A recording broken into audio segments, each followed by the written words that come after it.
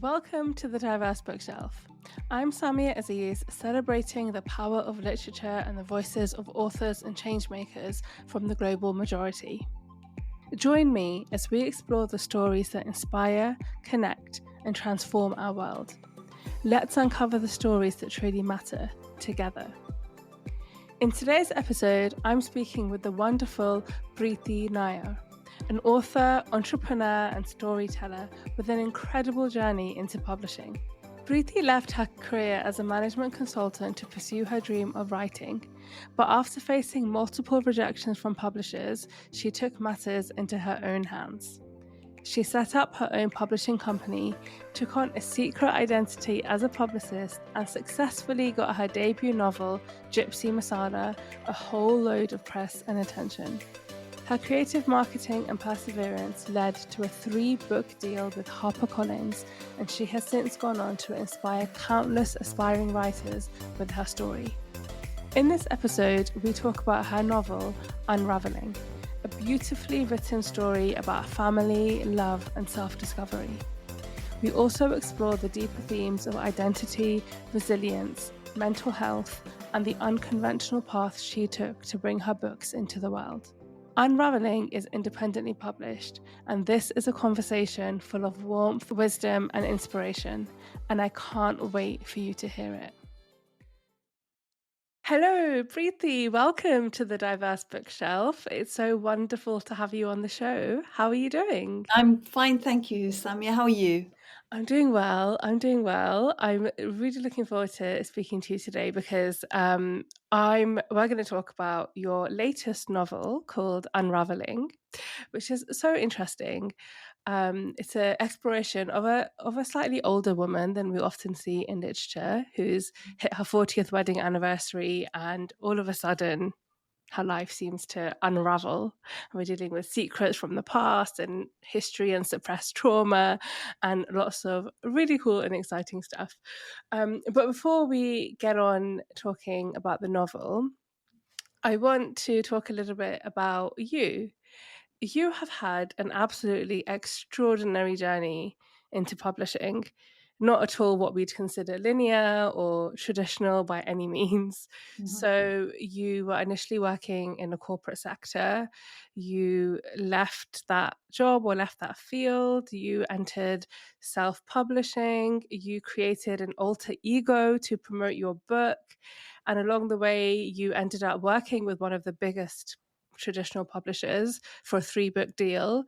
And also you dabbled in stage writing and acting. You put on a show at the West End, a one-woman show where you played 22 parts, also with no acting background or, or experience. It is phenomenal.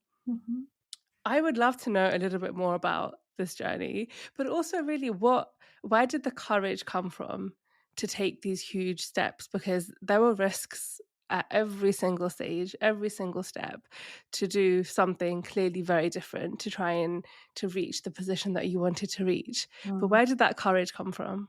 The courage always comes from living life to the fullest, and life is only lived to the fullest when you come out of your comfort zone. It's the life beyond your comfort zone, and it's, for me, always been about the pursuit of personal growth and living my full potential.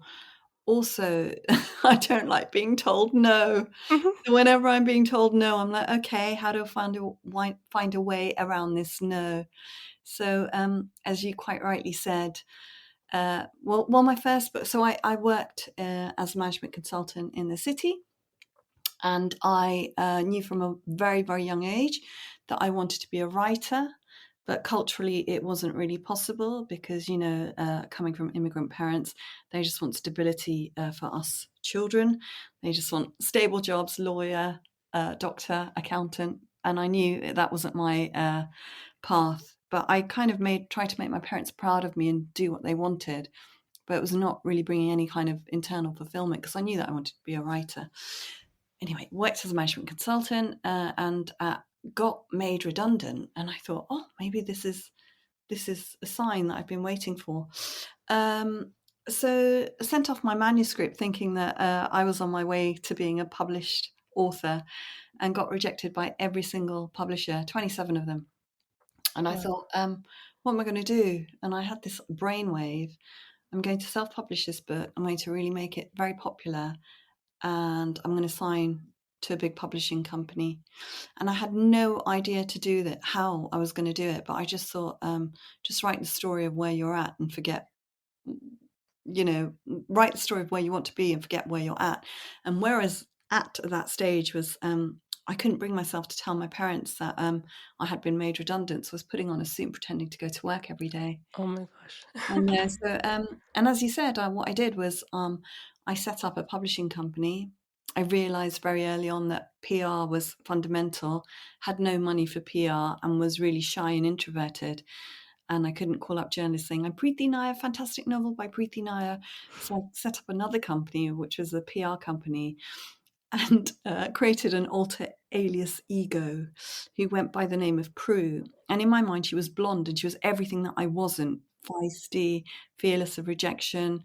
Anyway, to cut a very, very long story short, because it's a story of running two companies, pretending to go to work, leading a double life. Prue managed, or myself, managed to get the books into the book charts. And I subsequently signed a 3-book deal with HarperCollins. Prue was then shortlisted as Publicist of the Year for the phenomenal job she had done. And I remember getting the awards, the invitation, thinking, God forbid I win. I can't thank the various parts of myself who've been a dream to work with, work for. And I didn't end up winning, but the lady who ended up winning that year became my publicist at HarperCollins for the next 5 years. So that's the self-publishing story in a nutshell, and then it continues. That I mean, it sounds like a movie, to be honest. Like it's so really quite epic, I think, as a journey. But like I said, like just full of risks and taking opportunities when they come, but also, you put yourself out there. Although there was this protection in some ways of Prue, like it Yeah, wasn't necessarily you, but yeah, it was all you. You were just it was just all you. So looking back, what would you say were some of the biggest challenges Oh, I that could you list faced? you. Yeah. I could list, I could spend all day talking about challenges, but the first biggest challenge was when you self-publish back then, and this is before pre-Amazon. I did this 25 years ago when I first Mm. started. There was no Amazon, there was nothing. So it's back in the olden days, like you had to go do it by a printer, like find a printer, printing company to do it. My first print run came back with 3,000 copies of page 179 missing. So when you print books, it's down to you to check copy, to check the proofs, to check the galley proofs. And I had checked and triple checked, and I'd spent 8 months lining up publicity and being Prue. And when you promise books to journalists, you have to deliver when you say you're going to deliver. Anyway, these books came back with these pages missing, and I was meant to send them out to journalists, but I couldn't. And my printer was back and forth saying it wasn't his fault, and then finally agreed it was his fault. But it would take 4 to 6 weeks to get new copies, and I didn't have that time. So I said, print me 3,000 copies of page 179. I literally sat Pritt sticking them in the middle of the night, because obviously by day I was meant to be a management consultant and going to work. That was just like one little minor problem. It, Mm. it just continued. Like I was on one of the biggest radio shows, and the interviewer said, where can we get hold of copies of Gypsy Masala, which was the novel? Um, and I had overlooked the entire distribution network. Well, I hadn't overlooked it. What you need to realize about publishing is bestsellers are made by big publishing houses. They know what their bestsellers are. They buy up bookshelf space. They buy up 3 for 2 deals. They buy up deals depending on the advance that they've given the authors. I had no knowledge of this. So back to her question, I just took a deep breath and said, in all good bookshops. And then I remember visiting 200 plus bookshops in the space of 10 days saying, I'm Preethi Nair, please stock my book. And so it just kept, it was problem after problem. And then I don't know if you'll remember, or any of your listeners will remember this, but there was a petrol crisis where, you couldn't transport goods. So I'd managed to get all my publicity, managed to get bookshops to agree to stock the books.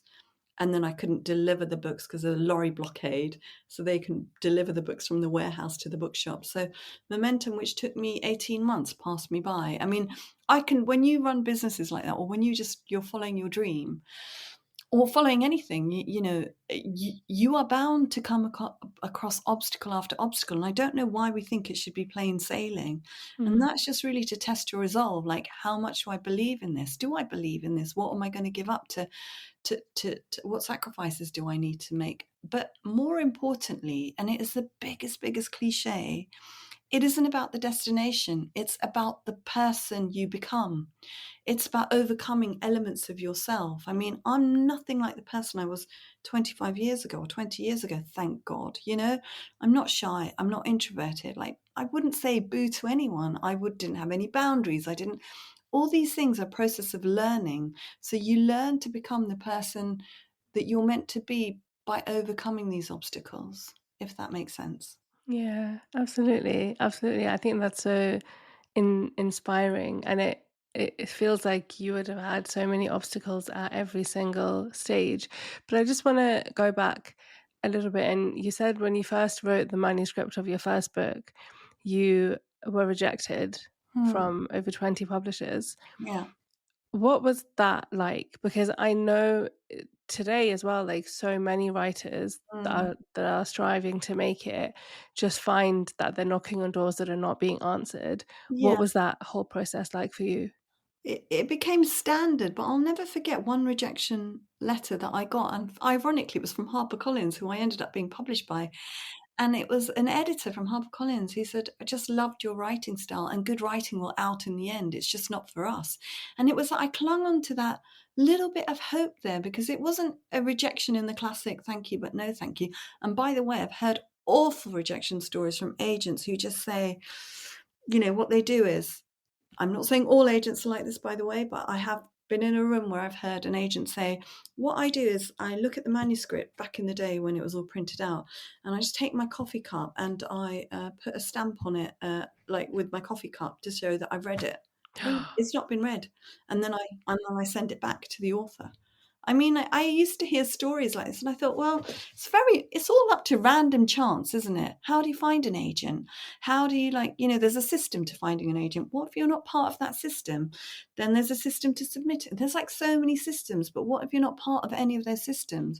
What if you don't have contacts? What if you don't know people? What if you're unaware? Like, so it's all very random and left to chance. Mm, And so it can't be a personal reflection. Okay, maybe your manuscript is no good, and they they're trying to tell you it's no good. But what if you believe in it and you 100% believe in it? What are you going to do about it? Are you going to take that as a no and give away your power to other people that are gatekeepers? So it was a no for me. I won't accept that. yeah, and I think especially now, there are so many different factors that lead into who gets published and when they get published. Publishing houses have agendas when it comes to diversity and inclusion, for example, but also they'll be looking at current affairs, and they'll be looking at what's happening on social media, and how well known somebody is, and how accessible they are as a person, and is this person going to be able to do good interviews, and are they going to look good? And there's like so many things that come into play now, and I'm sure there were so many things also 25 years ago, that it's not just about the quality of your writing or the story that you're trying to tell. And it's really, yeah, like I can imagine that's so difficult. Yeah, absolutely. And I'm like a person, I don't like to leave. I don't like people telling me no. Mm, Like, I don't like to leave things to random chance either. Like, it would be great if, someone read your manuscript and they offered you a phenomenal amount of money, but it's not necessarily the case for everyone, right? yeah, And why isn't it the exactly. case for everyone? Because the Mm, system isn't designed for everyone. So mm, therefore, let's change the system. yeah. And so when you did then end up published by HarperCollins, you Yep. had a 3-book deal, which is, I mean, amazing. Yep.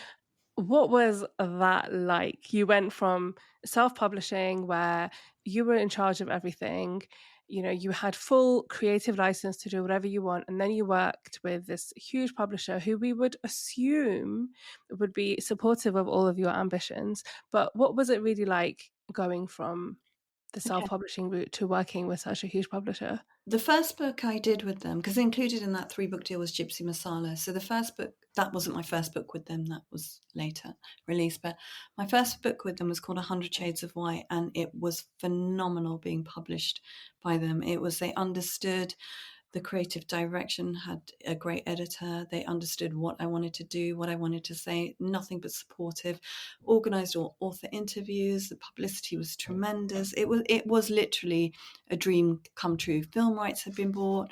It was amazing. And then it all started to go wrong with book 2. I don't know exactly what went wrong. I still haven't come to book 2, what went wrong, but book 2 and 3, book 3 was going to be Gypsy Masala, so book 3 had already been written. But book 2, what happened was they published it in hardback, and liked the cover, liked everything about it. And then it was coming out in paperback, and I think there was a change in marketing. I don't know what happened. No one could explain it to me. They changed the cover from an Indian woman to a white woman on the cover. And I said, my readers aren't going to find me if you do that. Mm. It's not reflective of the readership. And the people who find that book, they're going to be wondering what the contents do not reflect the cover. Yeah. And I fought to have the cover changed. And this is back, I mean, I'm sure it wouldn't happen now, but D&I wasn't such a hot topic.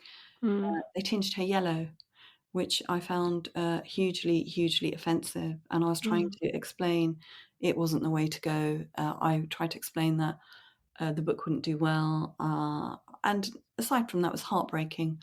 We don't just write these books in in a couple of weeks. Well, I don't write them. I'm sure there are authors that can write in weeks and write well, but it takes me years. So it's like Mm. it's my work, it's my heart and soul, and to have lost total creative control was quite devastating. So I thought there was nothing I could do. I didn't want to promote the book because I was quite embarrassed about looking at the cover of the book. In fact, my readers didn't find me. It's what happened, what I thought would happen, happened. And I thought, I'm not going to put myself through this again. Mm. So I made another decision that if I were to ever write another book, I would want absolute creative control over it. Yeah. That's really like really shocking, but really quite sad and disturbing also, because it's one thing to not give you control, but it's another thing to not give you control over a decision that is going to be really harmful for your book. But not just that, like what kind of message is it giving when your book is telling a certain story and the cover looks Yeah. completely different and is harmful? It's Yeah. also, there's like a almost like a moral dilemma there as well. Yeah. And that's really really sad to hear. Yeah. And I'd like to preface that by saying, we are talking this was like 15 years ago, and I would like to think that things have moved on and people have Mm, a greater understanding of diversity, equity, and inclusivity, right? So, yeah. yeah, it matters. Yeah, we would hope so. But focusing on writers of color, obviously you've been writing, publishing for so long. Do you think that the publishing industry has changed for writers of color over the last 20, 30 years? I'd like to think so. I mean, there Mm, are far more titles available than when I started out, and there are far more diverse voices. But we need more people of color in publishing. Like I can count on one hand the diverse heads of publishing. Right? yeah, We need more diversity and representation there. Um, that's what I think. yeah. Yeah, I think so.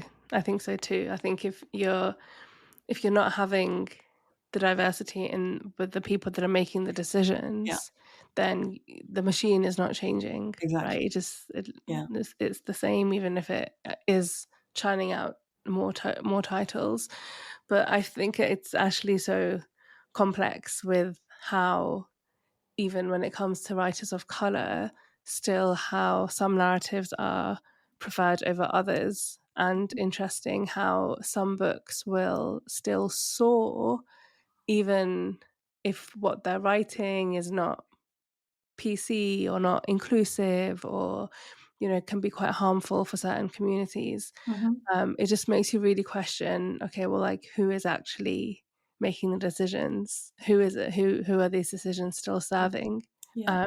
It's quite difficult. But what advice would you give to somebody who is struggling to get into the traditional route, and they think that might be the best chance for them to get their story out there? Well, first of all, the big tip that I always give to people is like, you need an agent. You're not going to get into the system without an agent. And then the chicken and egg situation is like, how do you find an agent, right? Mm, So you've got to absolutely make sure that you've completed your manuscript and it is the best possible version that it can be. And whether you need to to get an editor to have a look at it, or whether you need, to improve it, but make sure even before you submit to the agent, it's in the best possible form. So now, how do you find an agent? That's the tricky question, because they're all gatekeepers, right? And mm, so, again, what I would suggest is like, go to some of your favorite authors, and this very often in the book there is a credit to the agent, and that shortcuts how do I find an agent, because it's similar genre, similar style, they might enjoy similar piece of work. And then obviously do the standard querying to the agent. What is even better is if you can find an event that the agent is talking at, like a literary event or whatever, and go face to face, introduce yourself. Can I send you? It's always that face to face contact that makes a difference. Can I send you my manuscript, and take it from there? So that's the route that I would suggest for traditional publishing. mm, Keep going. You will get rejected, but it's part of the process. mm. Just Oh, understand that it's yeah, no, I think that's really great advice. And before we move on to start talking about unraveling, I wonder how. So I know that you set up this sort of alter ego personality called Prue, who was the front face of your marketing to get your book out there. Mhm. Obviously, Prue was not real. Prue was just you. It was you doing all of that work. Mm. When it came to light that this was not real and it was just Mm. Mm. a marketing trick that you used, how did it land in the publishing industry?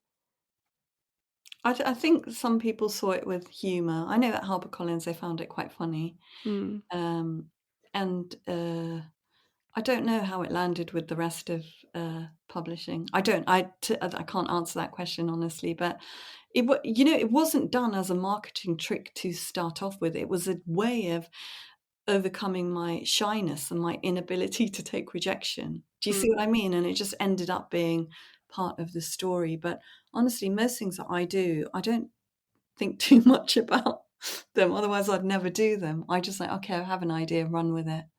So there wasn't a mass amount of thought behind it. Were you ever worried that, like, if people found out they wouldn't take you so seriously? No, no. As because I said, I didn't give it to. It was a way of overcoming a part of myself that couldn't cope with rejection. So Mm. I didn't think, oh, maybe then, my whole publishing deal based on this Prue story. I didn't even think, because it yeah, not that much thought went into it. Mm. Okay, that's interesting. And so when it comes to your latest novel, Unravelling, you Yeah. went back down the self-publishing route. Well, before that, what happened was, so Unravelling is based on a stage play that, as you said earlier on, that I wrote, produced, and performed. And I did that because there's two things happened. I didn't want to. Contractually, I was obliged to show HarperCollins my fourth book, and I was so heartbroken by the process of being what had happened to the second book, that I wanted to subvert writing a book, and I wanted to still write but find a different medium. So I wrote this one woman show, and at the time it was called Sari, the Whole 5 Yards.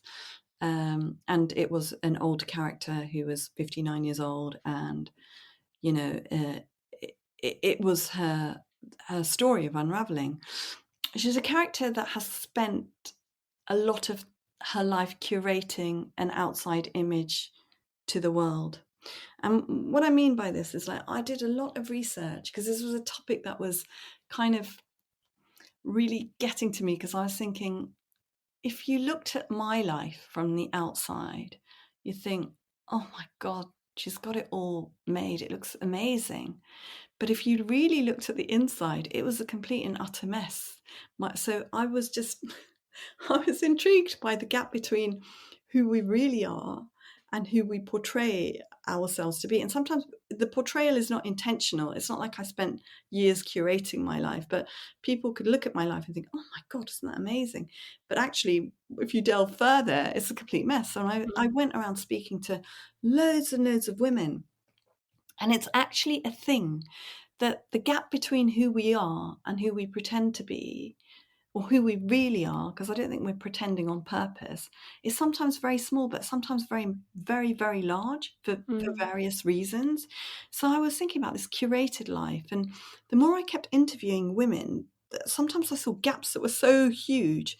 And so one of the characters that I kind of fictionalized um, was a character that I used for the stage play. And in the stage play, what happens is she's got her 40th wedding anniversary coming up. And she's pretending she's got the most perfect life, great kids, great husband, great home. And then on the eve of her 40th wedding anniversary, her first love comes back to her and says, "Come away with me."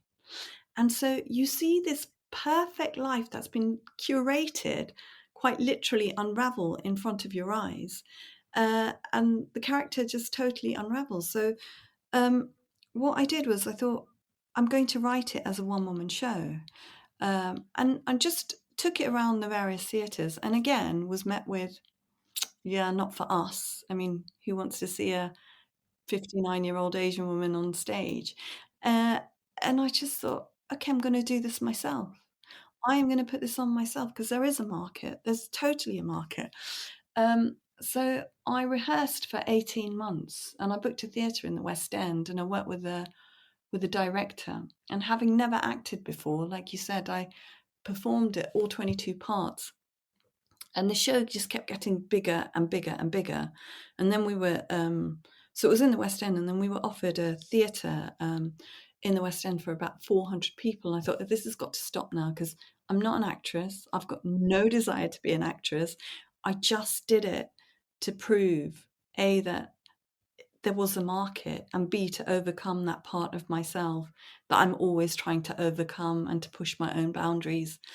And so what happened was the producer of The Crown came to see it and optioned it for television, the show. And I thought, yeah, I really need to start writing the novel. And then I started writing Unravelling, the novel, which is the exact same story but in novel format, which goes far more in depth than an hour and a bit stage show can go. And finished it. Took me 5 years to actually finish the novel, in between COVID, homeschooling, working, snatching bits of time, literally paragraph by paragraph, in amongst a whole load of personal circumstances, because I wrote Unravelling, I began to unravel myself, and then submitted it to HarperCollins, who offered me a fourth book deal, and I turned it down. I turned the book deal down. I turned it down to retain full creative freedom over that book, and it just felt like the right thing to do for me. Wow. Can I just say that Unravelling has been shortlisted as Independent Book of the Year? That is amazing. That is amazing. And it is such a fascinating story. So you explained that it was born from this play that you'd written Yeah, and inspired from this research that you'd done. yeah. And it And is sorry to interrupt, but research that I had done, but also my own feeling of wanting to explore that topic of what we are really feeling and what the outside world sees, and do we curate that? Is it curated? How does that work? What happens if we reduce the gap? What happens if we tell the absolute truth to ourselves about our lives? Do our lives then change? And do we have to dismantle things that we have spent years and years believing and constructing? I think it's so interesting because this topic of, are we curating a life for the outside world versus what our realities are, is, it feels like such a, like a relevant topic, so common. But I would say also among very young people, Mm, because of the role of social media. mm, Everybody's life is curated online, mm, there's a genuine understanding that a lot of social media, not all of it, but a lot of it is a highlight reel. mm, And actually when you dig deeper, you see that people are struggling in more ways than one. And it's not what it looks like. And just because something looks happy or it looks like a unified home, it doesn't necessarily mean that that is the case. Um, but what this book explores is not this new generation of people. It's not this young generation that are struggling with having social media sort of create that pressure and cause this increase in curation. But when you have a protagonist who is significantly older, she's in her 50s, and she's got a husband and grown up kids, celebrating her 40th wedding anniversary, and her life begins to unravel, and we see decades mm, of this trying to build a life in a certain way for a huge number of reasons, that decades and decades of unraveling that happens. And I found it so fascinating. It made me think a lot about like my parents' generation, that not necessarily always for the outside validation or recognition in the way that maybe people look to social media, but like an acceptance or a internal feeling of, okay, well, I'm doing things the right way, this is what I'm supposed to be doing, that sort of desire to keep things ticking along in a certain way, because otherwise you've failed. mm, And even if that's something within yourself, knowing that you failed or feeling that you failed. mm, um and yeah, and I just found it so fascinating. And also because a lot of the times when we read, a lot of novels are not based on that age demographic. We have a lot of younger protagonists, maybe 20s or 30s, and then we have like an much older, and the story is about this like grandparent role of a person, and it's looking at that intergenerational gap. But this was just so, honestly, like so interesting. And one of the things that you do explore is intergenerational trauma, but also silence. mm, So what we see is, we see the protagonist Banu, who is keeping secrets from her past hidden from her family. She doesn't want them to know what she went through and the decisions that she made. But we then also see her children struggling with some of what they felt like they grew up with, and that miscommunication that comes up. What for you was really it was really important to explore when it comes to that intergenerational trauma, but also that almost that mm, silence and the refusal to call a thing a thing. mm. I'm just fascinated by perspective and, do we really know our parents and do we really know their stories and their struggles? And, that what they keep from us sometimes gives us a different. If we had the whole picture, maybe we would just judge them less harshly. Uh, Mm, I certainly know that in my case, if I had the whole picture, then I would have changed certain ways that I viewed my parents, and therefore I would have behaved differently. I would have, it has a whole knock-on effect. But there's this, I don't know, amongst our parents' generation was just, it was about survival and continuing and, just doing whatever you could. So they didn't have the luxury like we do of exploring trauma. They mm, didn't. So it was just get on with it. But it mm. doesn't mean that trauma didn't exist, and it doesn't mean that it's not passed on to the next generation. And it was just to try to make people see that there are always two sides of every story, always. Yeah, and actually one of the like the most difficult relationships to read about in the book was between Banu and her son, Yeah. who carries so much resentment, but pain also about the way that he believes he's been treated, about the things that he thinks his mother has done, about the life that he wished, or the childhood that he wished he'd had but he didn't have. And there is this really really devastating moment. I mean, I don't think this will be considered a spoiler, so we can talk about it, where he's having therapy, and or he's getting support, and he's been advised to write a letter to Hmm. his mother. And we all know that this is a very theoretical activity. The letter is for you, the letter is not for the other person. But he decides to give it to his mother, and his sister was horrified. She was just like, what? Can't believe you gave it.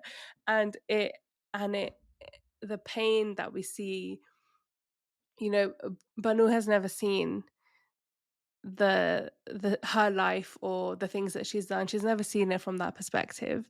She feels in that moment that, how can my acts of love and my acts of motherhood be viewed as harmful to my child, who I desperately love and I wanted such goodness for. Mm. And I found that really, like, very, very difficult to read. I thought it was incredibly, incredibly sad. And what was it about parent-child relationships that you were really hoping to explore through this novel?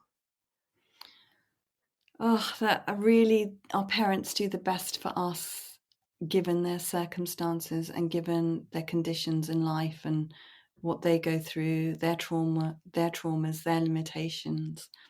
And because we don't have access to the full information of their lives, sometimes we can judge them so harshly without actually having the full facts. And I just wanted to explore the possibility of maybe there's a different perspective, and maybe if we knew everything, I'd like to think that readers reading that book would think, she is a flawed character, but I can understand why she did the things she did given her history. um, and if we could all see our parents in the way that they are,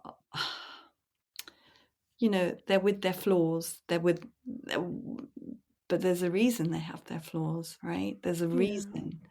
And they've gone through, I mean, my parents, for example, migration, struggle, survival,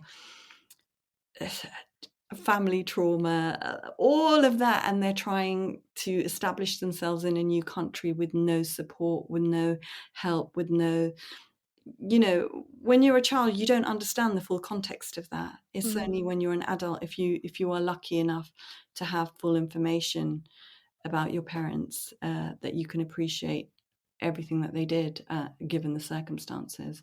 Unfortunately, I didn't, because my mum died quite young, in the sense that my mum was actually 58 when she died. So perhaps that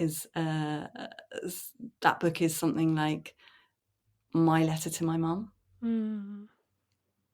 Oh, that's very moving. Very sorry for your loss, but you talked about how when you were writing Unravelling, you were also unraveling, and I wonder how this novel made you feel about your own life. How much of your own lived experiences fed into this novel?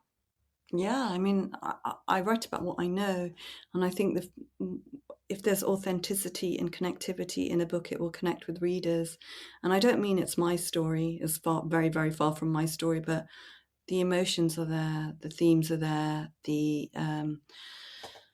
Um, like, I just give you an example. At the point where I looked the most happiest in my life, and if you had a window to my life and you looked inwards to my, like, out from the outside looking in, you'd think, oh my God, really successful business, successful author, you know, ticked all the boxes, as in married, child, la la la la.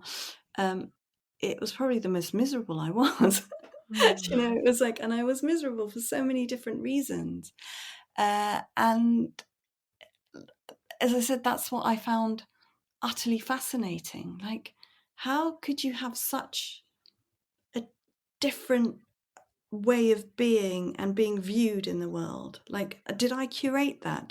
Was I responsible for the curation? So let's take away all the layers and what happens. And that's what I mean by the process of unraveling. I had to go through uh, a really, really quite a deep unraveling myself to be able to write that self, like write that book, as in, what do I believe is true or was true? Or now that I don't believe that's true, who am I if I don't believe that's true? Do you see Mm. what I mean? It was like, yeah, I think that's why it took 5 years. And that's the longest any book has taken me to write. I mean, it was a real act of love in some respects, but it was also such hard work. It was hard work. It didn't, it didn't flow as I thought it would flow, because I had the whole story in my head, obviously, because I'd done the stage play.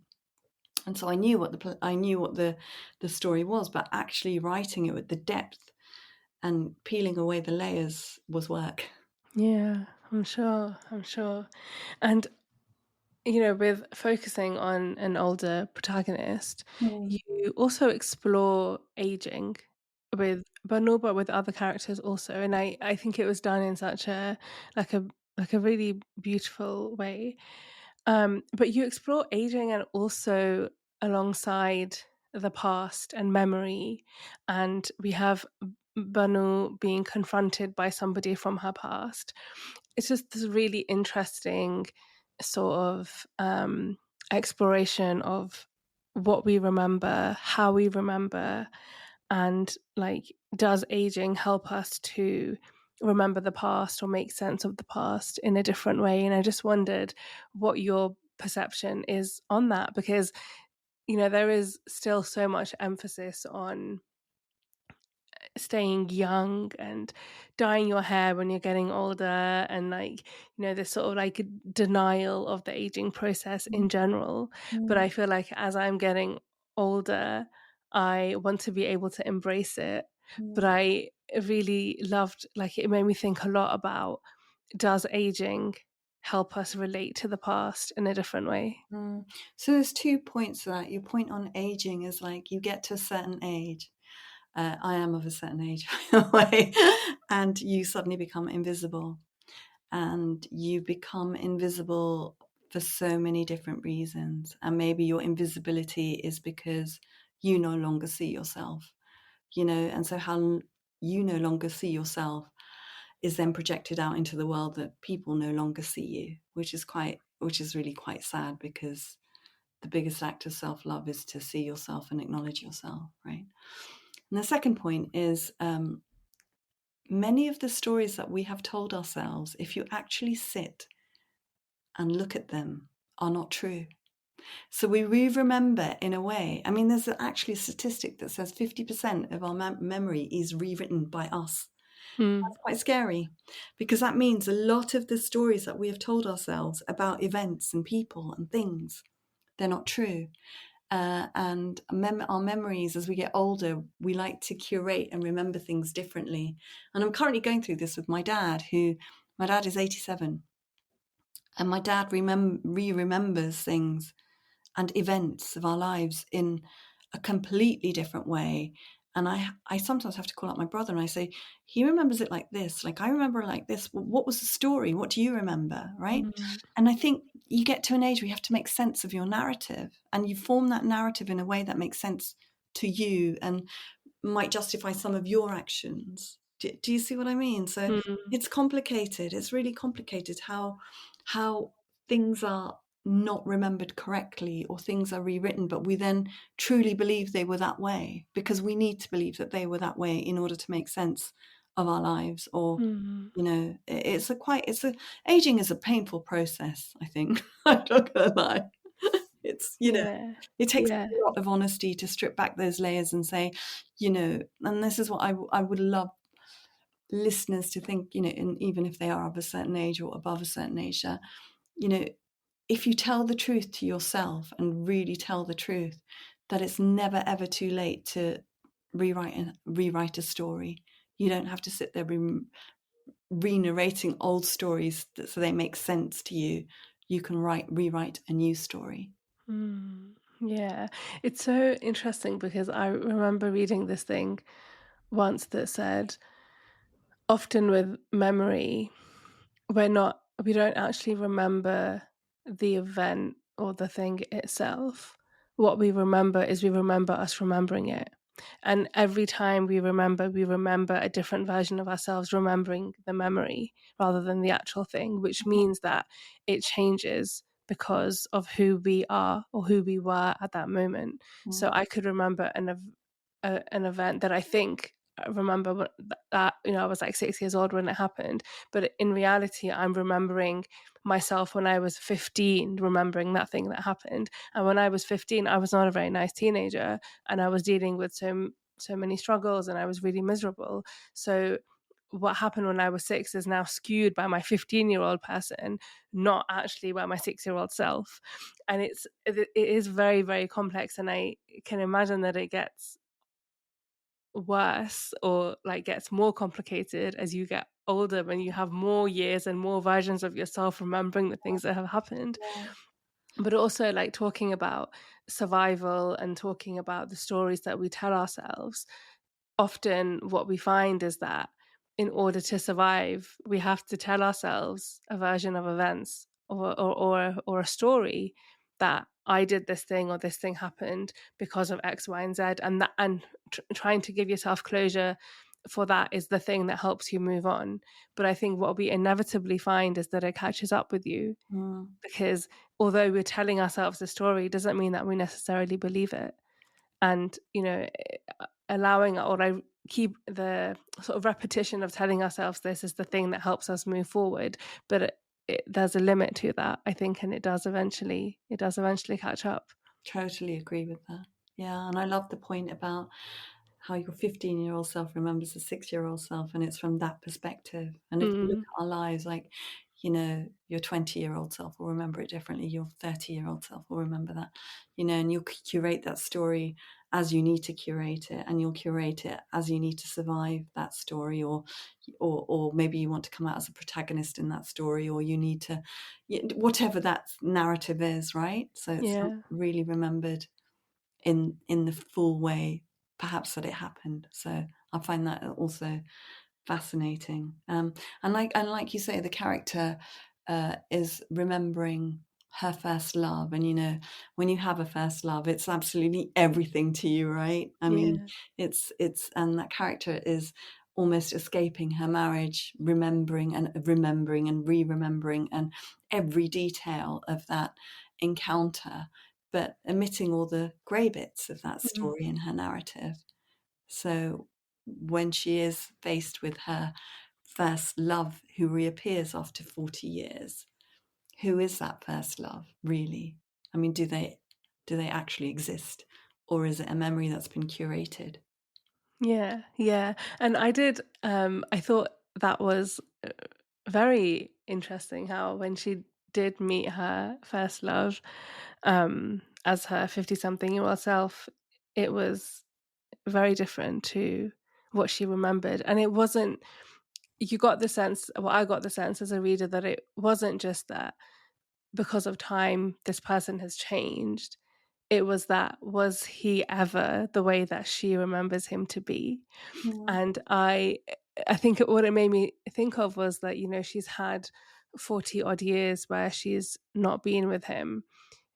But I wondered if in those 40 years, if she was thinking of him the way that she was thinking of him at this moment when when everything was unraveling and she was feeling stuck in her life and struggling with her husband and struggling with her kids. Even then, is this memory different? Had she thought of him 10 years prior or 20 years prior?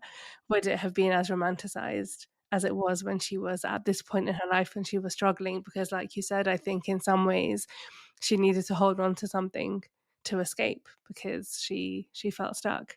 Yeah, absolutely. I just find it so, so fascinating. Very, very interesting. And just generally the book was like your writing is so punchy and it really had me hooked. I was really keen to know what was going to happen, but I was just very invested in the family dynamics also. They felt very real, very relatable, but really very powerful and very strong. And you write a lot. I mean, the whole book is about an internal struggle, and not just of the protagonist, but the other characters also. This internal sort of healing journey or attempt at healing journey. A lot of talk of mental health and therapy, and this is something that is fairly stigmatized even today in the South Asian community. Mm. And even like our protagonist is a little bit wary of it when it comes to herself, also her children. What was important for you to highlight when it comes to mental health and seeking support through therapy? I think let's normalize the conversation around mental health. Hmm. I think I don't think that was my intention. I just really thought life is very messy and we all have different ways of coping, and sometimes we cope better in some situations than in others, or depending on our phase that we're in our lives, right? So let's just explore this topic about when it gets too messy and we can't cope, what do we do?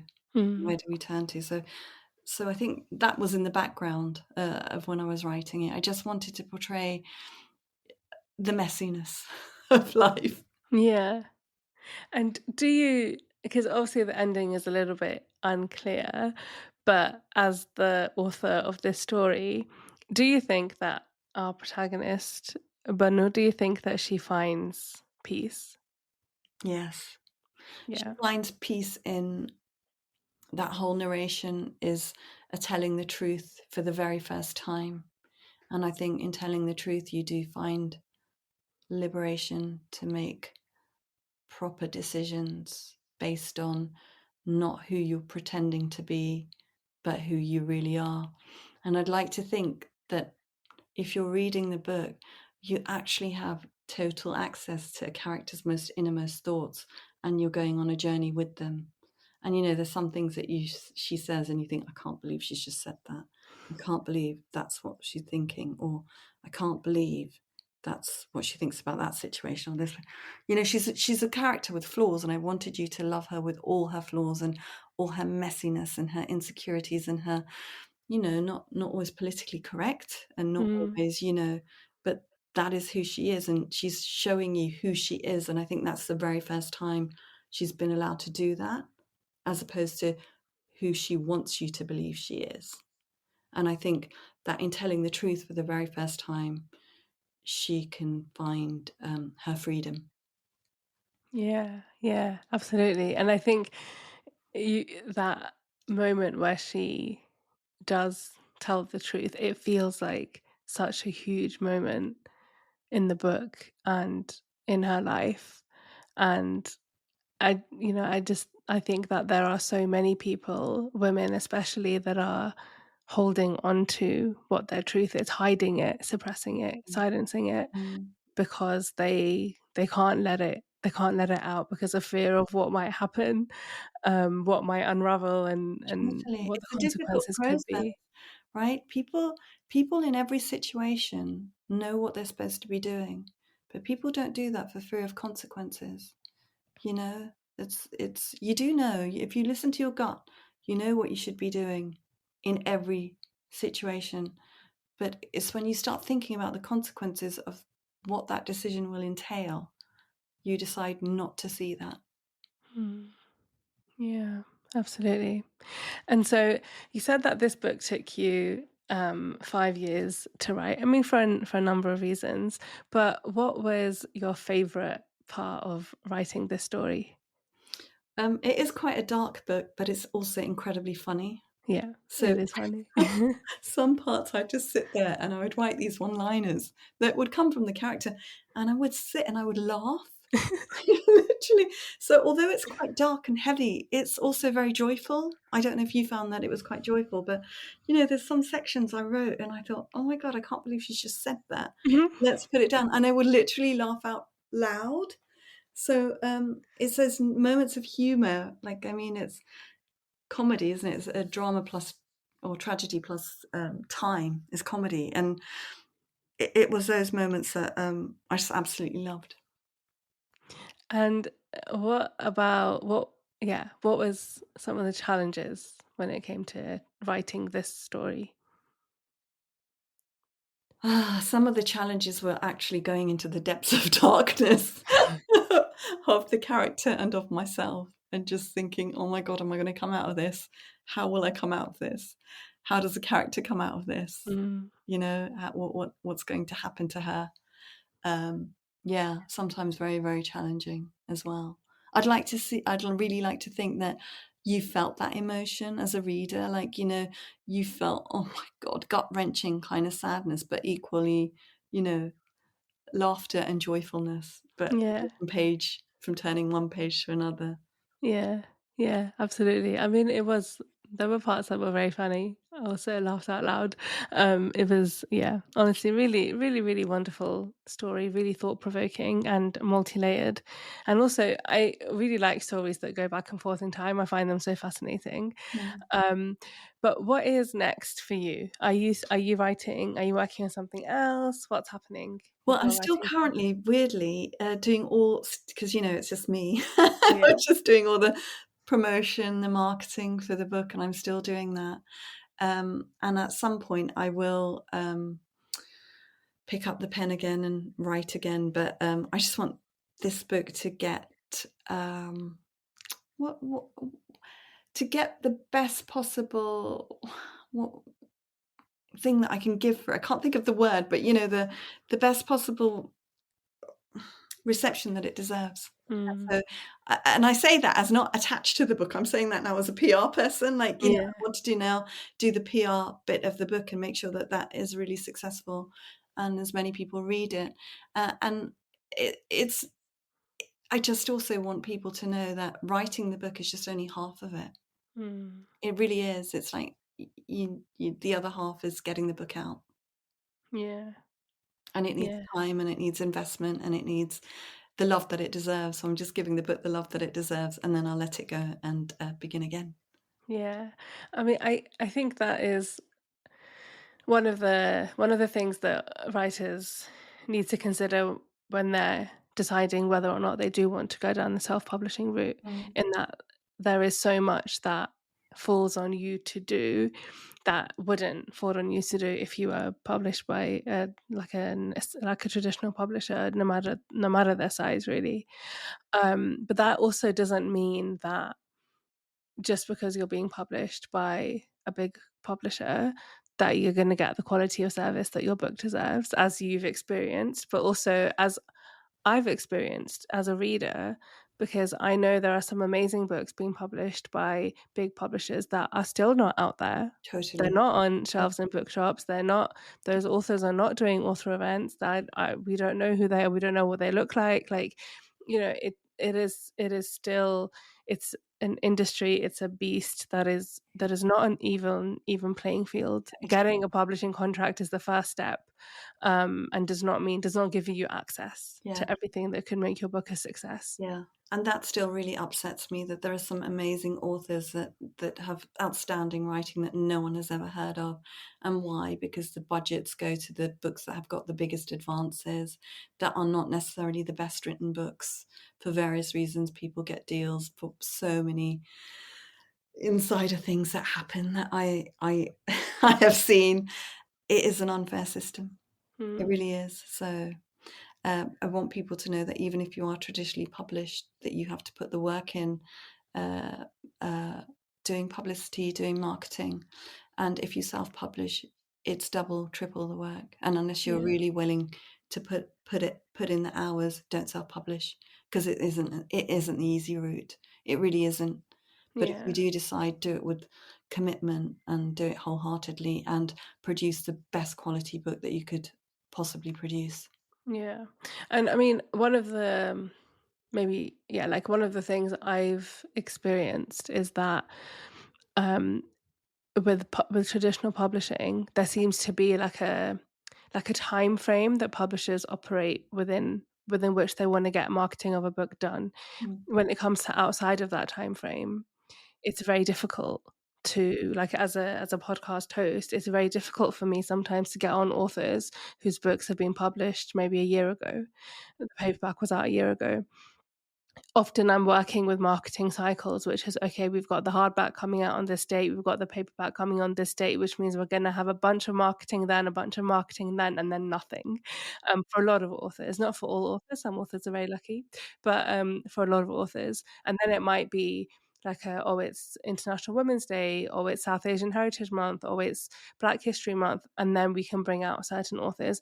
I think that is very difficult to navigate. Whereas I guess one of the luxuries of being self-published is that you can take your sweet time, Mm. and you can you can Totally. publish, you can promote for as long as you want, and make yourself accessible in that way, which isn't always the case with traditional publishing. But that doesn't make it easy. Still, I guess a lot of media outlets may not be interested in talking about a book that isn't newly published, which is another kettle of fish. But yeah, Yeah. it's tough. It's not easy. Yeah, and also, can I just say, as a traditionally published author, there is nothing to stop you from doing your publicity and your marketing. In fact, I would encourage you to do your Yeah. publicity and your marketing, and it's not deemed on a 1 month cycle or like 2 week cycle or a week cycle when your book is out.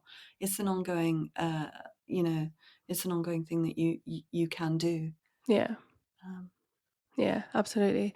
Well, Preeti, thank you so much. It's been such a pleasure speaking to you. And Unravelling is available. Where can people get your book?